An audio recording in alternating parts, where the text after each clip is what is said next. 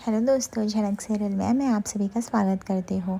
आज के interesting episode में हम देखने वाले ज़बरदस्त धमाका। बेल आइकन को प्रेस कर लीजिए, लाइक सब्सक्राइब करना ना भूलें। आज के एपिसोड में जहाँ पे हम देखते हैं कि बड़ों माँ ऋषि से बोलती है कि तू क्यों जाएगा उसको ढूंढने के लिए, आखिर तू इतनी प्रायोरिटी क्यों ले रहा है और तेरा काम थोड़ी है। तभी ऋषि बोलता है कि मुझे ही जाना पड़ेगा, इस घर में उसको मैं ही लाया था, हालांकि वो मेरी जिम्मेदारी थी, अब उसका कहीं भी जाना ये सब मेरे लिए मैटर करता है। तभी उसकी बड़ों माँ बोलती हैं कि ये सब नहीं करना है ऋषि, वो किसी तरह मुसीबत तो चली गई, वैसे उसको सोच के जाना चाहिए था, अब गई है पता नहीं क्या नया मुसीबत खड़ा कर देगी, कहाँ से मुझसे ढूंढेंगे या फिर कोई नया केस ना कर दे। तभी यहाँ पे जेठू बोलते हैं कि तुम लोग कभी तो ढंग से बात कर लिया करो, वो लड़की यहाँ से गई क्योंकि उसको आत्मसम्मान प्यारा था, और इसमें हमको इस तरह से उसको ब्लेम करने की बजाय उसके लिए कुछ सोचना चाहिए। देखो ऋषि, इस लड़की को तुम लेके आए थे घर में, तो तुम सोच सकते हो अच्छा बुरा क्या है कैसा है, और वैसे भी कल चाहिए तो वो गवाही में कुछ और भी बोल सकते थे, पुलिस के सामने ये सब बोला उसने ताकि तुम्हारे ऊपर कुछ आँच ना लगे, तुम्हारी जॉब बची रहे। तभी यह सुनकर ऋषि की मॉम बोलती है कि जेठू दादा भाई, अगर वो ऐसी गवाही ना भी देती तो भी ऋषि की जॉब नहीं चली जाती, सच तो सामने आता ही ना, उसको किसने बोला था। तभी यहाँ पे जेठू बोलते हैं अच्छा तो तुम लोगों को लग रहा है कि उसके बिना बोले ये सब मैटर इतने क्लोजली इतने आराम से शांत हो जाता, ऋषि अपने जॉब पे लौट जाता। अरे तुम लोग क्या चाहते हो, इसका बना बनाया करियर बिगड़ जाए, ख़राब हो जाए, घर पे बैठ जाओ। तभी हम देखते हैं कि वहाँ पे पुतुल आती है लेटर लेके जनक का, और वो बोलती है कि ऋषि ये देखो फूल ने कुछ लिखा है तुम्हारे लिए लेटर। उसके बाद ऋषि जैसे ही लेटर को खोलता है और पढ़ता है कि प्रणाम शहरी बाबू, मैं अपने गाँव जा रही हूँ क्योंकि मेरा यहाँ पे कुछ भी नहीं है। मुझे पता है कि आप एक गिल्ट में मुझे अपने घर पे रख रहे हैं, पर उसकी कोई ज़रूरत नहीं है। मैं चाहती हूँ आप और अदिति दीदी एक साथ रहें और खुश रहें। कल जो मैंने बोला वो सिर्फ़ और सिर्फ आपकी जॉब बचाने के लिए बोला, ताकि आप पे कम आ जाए, ज़्यादा बहसबाजी ना हो, सिर्फ इसलिए बोला। मैं आपको और इस शादी को नहीं मानती, ये बात आपको पता है, लेकिन ऐसी सी कभी सिचुएशन आई जहाँ पे मुझे आपको बचाने के लिए ऐसे झूठ बोलने पड़े, तो प्लीज़ मुझे माफ़ कर दीजिएगा। और अदिति दीदी को बोल दीजिएगा कि मुझसे गुस्सा ना करें, मैं बहुत दूर जा रही हूँ। और उनको बोलो कहाँ पे वो और कहाँ पे मैं, हमारी कोई तुलना ही नहीं है, बराबरी नहीं है, फिर उनको किस बात के लिए मुझसे इतनी इनसिक्योरिटीज़ फील हो रही है। आप उनको बोल दीजिएगा कि वो आपके साथ ही रहेंगे और आप उनसे ही प्यार करते हैं। मैं मेरे गाँव में जा रही हूँ, मैं पढ़ाई भी कर लूँगी, आगे की भी पढ़ाई कैसे करनी वो भी देख लूँगी। आपकी कोई भी मुझे मदद नहीं चाहिए। आप लोगों ने जितने दिन अपने घर पे रखा उन सब के लिए धन्यवाद, और शहरी बाबू आपने मेरा ख्याल रखा उसके लिए भी। घर में सभी लोग अच्छे हैं, पर मुझे ऐसा लगता है मेरी वजह से अभी बहुत तकलीफ़ें चालू हो गई हैं, इसलिए मेरा चले जाना ही सही होगा। मैं अपने गांव जा रही हूँ आज सुबह की ही बस लेके। मैं चाहती हूँ कि आप लोग जहाँ भी रहें ठीक ठाक से रहें और किसी को कोई तकलीफ़ ना हो। मैं एक बार वहाँ पे लौट के मैं सब कुछ अपना ठीक कर लूँगी, और मेरे भगवान ने तो मेरी माँ भी छीन ली है, तो अभी मेरा कोई है नहीं, तो मैं सिर्फ मुखिया जी को ही अपना सब कुछ मानती हूँ। बट सबको ज़िंदगी में प्यार नहीं मिल सकता, तो शायद मेरे पास भी उनका प्यार ना मिले। ऋषि बोलता है कि ये सब इतना बड़ा लेटर लिख के वो कहाँ जा सकती है, मुझे तो घबराहट सी हो रही है। पुतु दीदी आपको कुछ भी आइडिया है कि वो कहाँ पे जा सकती है, किधर देखा है? वो इस कोलकाता में तो सिर्फ दो ही घर जानती है, एक तो अपना या तो अदिति का। मे भी हो सकता है कि वो अदिति के घर गई हो। तभी पुतुल बोलती है कि वो अदिति के घर कैसे जा सकती है। ऋषि बोलता है चांसेस हैं पुतुल दीदी, वो जा सकती है। मुझे अदिति को एक बार हमें पूछ लेना चाहिए कि क्या है कैसे, सब पता चल जाएगा। तभी पुतुल बोलती है कि सच में फूल को पता नहीं क्या क्या सहना पड़ रहा है। ये सुनकर ऋषि की माँ बोलती है पुतुल तुम्हें पता है तुम्हारी वजह से ऋषि को क्या क्या कॉम्प्लिकेशन हो रही, उसकी लाइफ में क्या प्रॉब्लम्स आ रही, तुम्हें उससे भी ज़रा फ़र्क पड़ता है, या तुम खुश होती हो दूसरों को इस तरह से प्रॉब्लम में देख के। तभी पुतुल बोलती है काकी माँ आपकी ऐसी सोच है तो क्या कर सकते हैं। तभी वहाँ पर ऋषि की माँ बोलती है इसीलिए तुम्हारी शादी टूट गई, पता है तुम अपनी शादी पे ध्यान दे पाती तो क्या होता। तुमने अपने पति को क्यों छोड़ा, उन्होंने क्यों छोड़ दिया, क्योंकि तुम्हें कुछ सच पता चला ना। तो तुम क्या चाहती हो, वही सब चीज़ें ऋषि के साथ हो, अदिति के साथ हो, तुम ये सब चीज़ फील कर चुकी हो फिर भी। पुतुल बोलती है जो मेरी हालत है वही फूल की भी हालत है, मैं उस बात को समझ सकती हूँ। अरे उसके पास तो परिवार भी नहीं, माँ भी नहीं रही, किसके पास लौट के जाएगी, लेकिन आप लोगों के अंदर दया ही नहीं है। और मैं प्राउड करती, जो भी ऋषि करता है I am proud of him. तभी यह सुनकर हम देखते हैं कि ऋषि देखता है जैसे घर का माहौल गर्म होता है, सबको शांत करने की कोशिश करने लगता है, और वो बोलता है प्लीज़ पुतुल दीदी रिलैक्स, एंड माँ प्लीज़ रिलैक्स, लड़ने की कोई ज़रूरत नहीं। कहा कि माँ आप प्लीज़ अदिति को फ़ोन लगाइए और उसको पूछिए क्या फूल उसके घर पे पहुंची है या फिर नहीं। उसके बाद पायल जो होती है वो कॉल लगाती है और वह अदिति को पूछती है कि अदिति क्या फूल तुम्हारे घर पे आई हुई है क्या। तभी ये सुनकर अदिति शॉक हो जाती है और बोलती है फूल मेरे घर पे कैसे हो सकती है, वहाँ पे सब ठीक है या नहीं। घर वाले सोच रहे होते हैं कि पायल इतनी शांत क्यों हो गई। तभी यहाँ पे वो बताती है कि वो सुबह सुबह पता नहीं कहाँ चली गई और हम सभी लोग परेशान हो रहे हैं।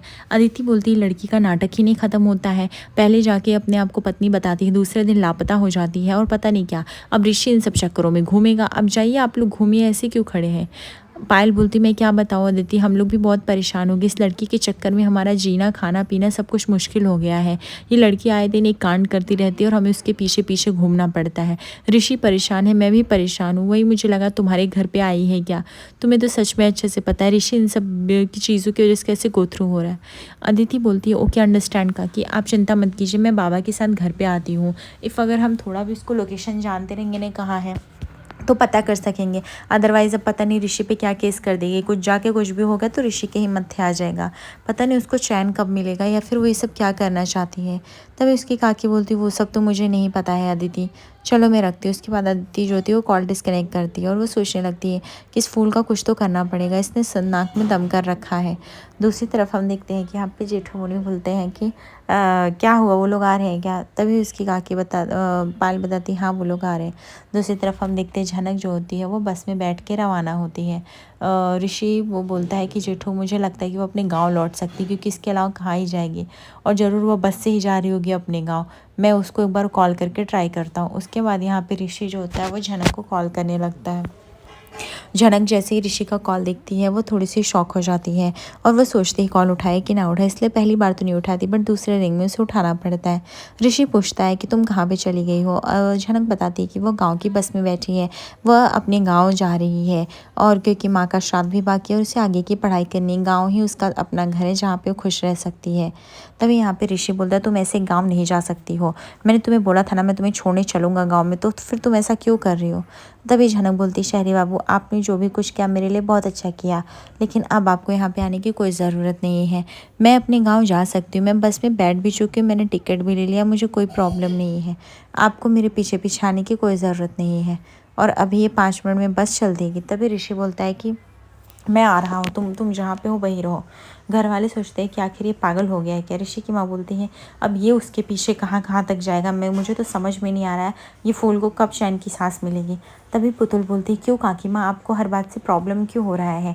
ऋषि अच्छा काम कर रहा है, ऋषि एक लड़की की मदद कर रहा है और उस लेवल की मैच्योरिटी आ गई तो इसमें गलत क्या है। तभी उसकी काकी माँ बोलती है पुतुल जब पूरा परिवार किसी और चीज़ को समर्थ करे और तुम किसी और चीज़ के अगेंस्ट होती हो, मुझे समझता नहीं क्या सबको दुख में देख के तुम्हें अच्छा लगता है क्या। पुतुल बोलती है ऐसी बिल्कुल भी बात नहीं, मैं उस लड़की का दर्द समझ पा रही हूँ जो शायद आप लोग देख नहीं पा रहे हैं और आप लोग सिर्फ और सिर्फ अपना दर्द लेके बैठे हैं, ये प्रॉब्लम है आप लोगों का। दूसरी तरफ हम देखते ऋषि जो होता है वो गाड़ी से जा रहा होता है और वो सोच रहा होता है कि मैं ऐसा क्यों कर रहा हूँ, मैं फूल के लिए इतना पॉजिटिव क्यों हो रहा हूँ। मैं झनक को चाहिए तो मैं वो ना आए तो मेरी लाइफ तो और भी बेहतर हो सकती है, अच्छी हो सकती है दीदी के साथ, तो फिर मैं क्यों बेचैन हो जाता हूँ जैसे उसका नाम आता है, मुझे क्यों इतनी घबराहट सी होने लगती है उसकी खबर करने के लिए। और वैसे भी पता नहीं कहाँ पे होगी, किस हाल में होगी। मेरी रिस्पॉन्सिबिलिटी थी, उसकी माँ से वादा किया था कि मैं उसका खर्चा उठाऊँगा, मैं उसका स्टडी कराऊँगा।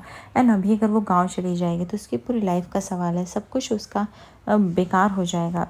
बट मुझे कुछ भी नहीं समझ में आ रहा है कि मुझे अभी क्या करना चाहिए और वो भी क्यों जा रही है। अदिति तो मुझसे गुस्सा ही हो रही है पर मैं क्या करूँ, मैं तो सिर्फ और सिर्फ फूल की मदद करना चाहता हूँ, इससे ज़्यादा कुछ भी नहीं। तभी हम देखते हैं कि ऋषि जो होते झनक को कॉल करता है और वह पूछता है कि तुम अभी कहाँ पे हो। झनक बताती है कि उसकी बस निकल पड़ी है। तभी ऋषि बोलता है कोई बात नहीं, मैं उस रास्ते पे ही हूँ, आगे जाके वो ढाबे पे रुकेगी 5 मिनट के लिए, तुम वहाँ पे उतर जाना, मैं आ जाऊँगा। तभी झनक बोलती है शहरी बाबू मैं इस तरह से ढाबे पे नहीं उतर सकती, आपको पता है ना कि वो बस चली जाएगी 5 मिनट के अंदर, मैं वहाँ से चली जाऊँगी और आपको यहाँ पे आने की ज़रूरत नहीं है, आपको मैंने बोला ना मत आइए। तभी यहाँ पे ऋषि बोलता है कि जनक तुम मुझे नहीं बताओगी मुझे क्या करना है क्या नहीं, मुझे तुमसे कुछ ज़रूरी बात करनी है जो मैं सामने ही मिल के कर सकता हूँ। जनक बोलती जो भी ज़रूरी बात है आप मुझे यहीं पर बता दीजिए, मैं सुन रही हूँ। ऋषि बोलता है अगर वहाँ पर ही बताना होता तो मैं तुम्हें कब का बता चुका होता, मुझे तुमसे मिल के बताना है, इसलिए प्लीज़ तुम वहाँ पे आ जाना, ठीक है, और मैं तुमसे बात करना चाहता हूँ और बहुत ज़रूरी बात है। झनक बोलती देखिए शायरी बाबू अदिति दीदी गुस्सा करेंगे और अभी मुझे उस घर में नहीं आना है, मैं अपने गांव लौट रही हूँ, प्लीज़ मुझे जाने दीजिए, ठीक है। और जो हुआ सो हुआ। अभी मैं अच्छे तरीके से अपने गाँव जाना चाहती हूँ, तो फिर क्यों आप मेरे पीछे-पीछे आ रहे हैं? मुझे तो नहीं समझ में आ रहा है। मुझे कोई प्रॉब्लम नहीं है, तो फिर आपको ऐसा क्यों है? दूसरी तरफ हम देखते हैं अदिति और मून जो होते हैं घर पहुँचते हैं। तभी यहाँ पे अदिति बोलती है, क्या वो लड़की को अभी भी चैन नहीं है? वो क्यों चली गई? और ऋषि कहाँ गया? उसके पीछे गया। तभी बड़ो माँ बोलती है, हाँ बेटा, क्योंकि ऋषि को घबराहट हो गई, उसके साथ कुछ गलत ना हो जाए। और ऋषि तो बोल रहा था कि कल उसने गवाही दे के उसकी फिर से जॉब की जान बचाई है। ऋषि बस दबता जा रहा है उसके एहसान के नीचे। तभी अदिति बोलती है, वो लड़की बहुत ही चालाक है, उसके जैसी चालाक लड़की मैंने नहीं देखी। जेठू बोलते हैं, अदिति तुम्हें क्यों चालाक लगती है? अगर वो चालाक होती मुझे ब्लड ना देती। अगर वो चालाक होती तो ऋषि को अच्छा खासा वहाँ कोर्ट के चक्कर कटवा सकती थी। चालाक होती तो कल भी कुछ भी बोल के वो भिजवा सकती थी, लेकिन उसने इसमें से कुछ भी नहीं किया। चालाक होती तो घर में रहती, अपना हक जताती, इस तरह से घर छोड़ के नहीं जाती। तभी यहाँ पे अदिति बोलती, रियली जेठू, अगर ऐसा होता तो सबको बता के जाती, इन्फॉर्म करके जाती, सबसे पूछ के जाती, आशीर्वाद लेके जाती। यूं ही ऐसे भाग नहीं जाती, लेटर नहीं छोड़ के जाती, फिर बार बार ऋषि को अपनी तरफ इंसिस्ट नहीं कर रही होती। लेकिन छोड़ो, आप नहीं समझ सकते। तभी यहाँ पे जेठू बोलते, अदिति बेटा, मैंने तुमसे ज़्यादा दुनिया देखी। अगर तुम्हें लगता है कि सच यही है तो वही सही, लेकिन मुझे पता है सच ये सब नहीं है। मैं उस लड़की को जानता हूँ। वो लड़की बहुत ही अच्छी है, उसको आत्मसम्मान उसका बहुत ही प्यारा है। और ऋषि ये सब क्यों कर रहा है पता है? क्योंकि मैं बहुत लकी हूँ कि वो ऐसे इंसानों के बारे में भी सोचता है। ठीक है, वो उस लड़की की ज़िंदगी सुधारना चाहता है। वो चाहता है कि वो लड़की पढ़ लिख के कुछ महान बन जाए, कुछ कर ले अपनी ज़िंदगी में, ताकि ऋषि को मलाल ना हो। उसकी माँ भी नहीं रही, बस ऋषि इसलिए सोच रहा है और आप लोगों के लिए बस वो इसलिए बुरा हो जा रहा है। तभी यहाँ पे अनिरुद्ध बोलते, बट वो लड़की गई ही क्यों? मुझे समझ में नहीं आता है वो लड़की की इतनी प्रॉब्लम क्या है, और अगर जा भी रही तो इन्फॉर्म करके जाए। ऐसे तो ऋषि और अदिति कभी अपनी लाइफ में आगे नहीं बढ़ पाएंगे। जेठू बोलते हैं, अनिरुद्ध जी, वो सब तो मुझे नहीं पता, एक लड़की क्या सोच रही है क्या नहीं, लेकिन जहाँ तक मैं उसको जान पाया हूँ, वो कभी किसी को प्रॉब्लम में डालने नहीं आई थी। वो हमेशा सब कुछ ठीक करने आई थी, और ये बात आप भी जानते हैं अच्छे से। और रही बात कि उसका उसके साथ क्या रिश्ता है, ये मुझसे मत पूछिए, और मेरे घर में रह के तो बिल्कुल मत पूछिए कि फूल का ऋषि के साथ क्या रिश्ता है। उसका क्या रिश्ता है क्या नहीं है, उसकी शादी मानी है मानी, मुझे कुछ भी नहीं पता, ना ही मुझे इस पर कमेंट्स करना है। ऋषि उसकी देखभाल कर रहा है, ऋषि उसे सपोर्ट कर रहा है, मैं वही जानता हूँ, और मेरे ख्याल से वो जो भी कर रहा है सही कर रहा है। अदिति बोलती है, जेठू मुनि, वो तो आपको हमेशा से ही लगता रहा है कि जो भी ऋषि करता है वो सही है, चाहे वो कुछ भी हो। दूसरी तरफ हम देखते हैं झनक जो होती है वो बार बार मना कर रही थी ऋषि को, पर बाजू वाली औरत इतनी डिस्टर्ब हो जाती है, वो झनक को डांट देती है और बोलती है, प्लीज़ सोने दो, तुम्हारी हम बड़बड़ सुनने के लिए नहीं आए हैं। उसके बाद झनक जो होती है ऋषि को बोलती है, शायरी बाबू अब आवाज़ नहीं आएगी, मैं बहुत तेज़ तेज़ चिल्ला के बात कर रही थी, लेकिन अब मैं बात नहीं कर सकती हूँ, आप फ़ोन रख दीजिए, ठीक है। तभी यहाँ पे ऋषि बोलता है, झनक मेरी बात सुनो, तुम आगे वाले बस स्टॉप जैसे आएगा तुम रुक जाना उस ढाबे के पास, बस मैं इतना कह रहा हूँ। झनक बोलती है, शायरी बाबू मैं अब इससे ज़्यादा कुछ भी नहीं बोल सकती। उसके बाद वो कॉल डिस्कनेक्ट कर देती है। ऋषि सोचने लगता है कि ऐसा ना हो कि झनक चली जाए। आज रात के एपिसोड में देखेंगे जहाँ पे झनक ऑलमोस्ट बस में जाने ही वाली रहती है।